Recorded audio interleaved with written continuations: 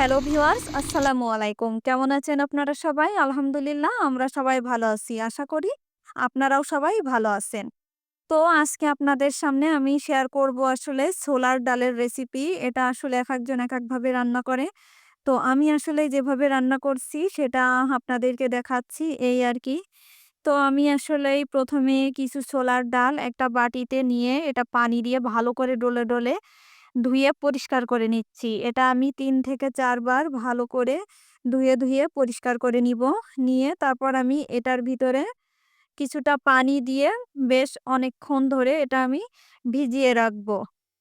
যেন এটা ফুলে মোটা হয়ে যায়, বড় হয়ে যায়, যেটা রান্না করতেও অনেক সুবিধা হবে এবং খেতেও অনেক মজা লাগবে।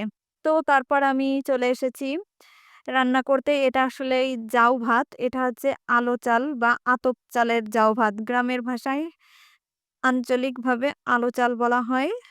তো এটা সেই জাউ ভাত রান্না করছি। এটা আসলে আমার বাচ্চার জন্য। কারণ আমার বাচ্চাটা অনেক অসুস্থ। ওকে আসলে ২ সপ্তাহ ধরে নরম খাবার দিতে হবে। ওর আরকি একটা অপারেশন হয়েছে টনসিল এবং এডিনয়েড, যেটার কারণে ওকে সবসময় নরম খাবারই দিতে হবে। তাই আমি ওর জন্য জাউ ভাত রান্না করছি। এটার ভিতরে আমি আলু এবং গাজর দিয়েছি। এটা আমি ওকে ম্যাশ করে খাইয়ে দিব। তো তারপর আমি এই যে সেই ছোলার ডালগুলা পানিতে ভিজিয়ে রেখেছিলাম। সেই ডালগুলা আবারও আমি একটু ভালো করে পানি দিয়ে ধুয়ে সেটা আমি এখন হাঁড়িতে বসিয়ে দিয়েছি চুলায়। আ সামান্য একটু লবণ আর সামান্য একটু হলুদের গুঁড়া দিয়ে এটা আমি ভিজিয়ে রেখেছি। এই সেদ্ধতে বসিয়ে দিয়েছি। এখন আমি এই যে রান্না করেছি রাইস কুকারে, এটা হচ্ছে সাদা ভাত। এটা আসলেই আমাদের জন্য, আমরা এটা খাবো। তারপর ওটা সেদ্ধ করে, ওটা পুরোপুরি সেদ্ধ করি নাই। ওটা মানে হাফ সেদ্ধ করছি। হাফ সেদ্ধ করে এটা আমি এই যে একটা ছাঁকনিতে ঢেলে এটা পানি ছেঁকে নিয়েছি। সামান্য আরেকটু পানি দিয়ে এটা ঠান্ডা পানি দিয়ে ধুয়ে নিয়েছি। নিয়ে আমি ওটা এক সাইডে সরিয়ে রেখেছি। রেখে এখন আমি আসলে এই যে চুলায় আবারও চলে এসেছি রান্না করার জন্য, ওটার মূল প্রসেসিং করার জন্য। তো আমি আসলে একবারেই প্রেশার কুকারে দিতে পারতাম। তো ভাবলাম যে না, আজকে দেখি একটু হাঁড়িতেই সেদ্ধ বসিয়ে দিই।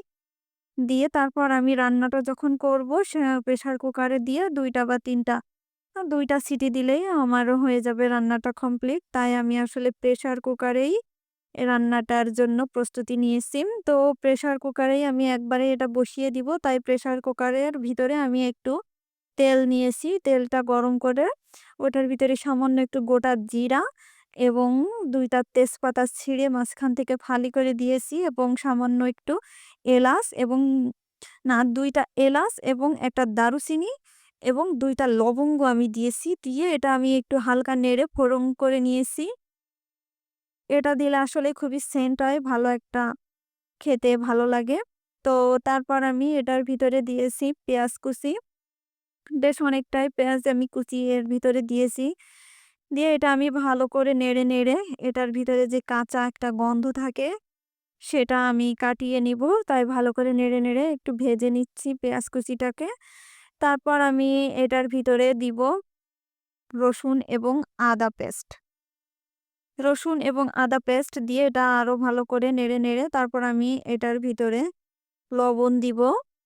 দিয়ে এটা ভালো করে নাড়তেই থাকবো, যেন কাঁচা গন্ধটা কেটে যায়।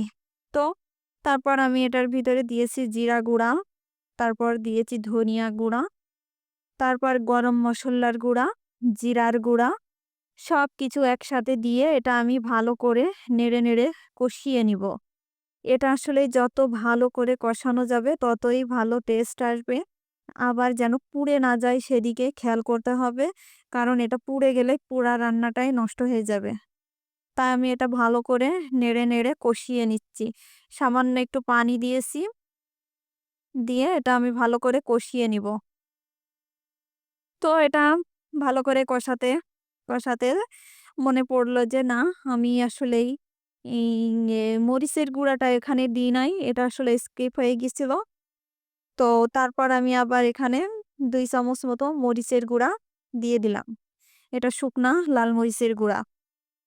এটা দিয়ে তারপর আমি আবার একটু সামান্য একটু পানি দিয়েছি, দিয়ে এটা ভালো করে কষিয়ে নিছি। পানিটা দেওয়া আসলে যেন মসলাগুলো পুড়ে না যায়। তারপর ভালো করে কষিয়ে এটা আমি তেল উঠায় নেব। এটা যখন কষাতে ভালো করে তেল উঠে যাবে, মসলা থেকে তেল ছেড়ে দিবে, ঠিক তখনই আমি এটার ভিতরে দিয়ে দিব হচ্ছে ছোলার ডালগুলা। তো আমি এই যে আমার মসলা থেকে ভালোই তেল উঠে গেছে, তেল ছেড়ে দিয়েছে। এখন আমি এটার ভিতরে দিয়ে দিচ্ছি কিছু আমার ওই যে সেদ্ধ করে রাখা ছোলার ডালগুলা। তো এখন আমি এটার ভিতরে ছোলার ডালগুলা দিয়ে ভালো করে উল্টে পাল্টে নেড়ে ডালগুলা ভেজে নিব।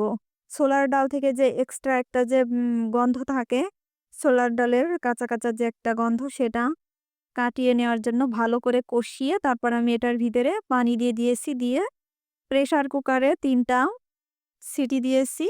ব্যাস রান্না কমপ্লিট। তারপর এটা নামিয়ে ডিম ভাজি করে কেটে ওর ভিতরে দিয়ে দিয়েছি। ব্যাস। Subscribe please.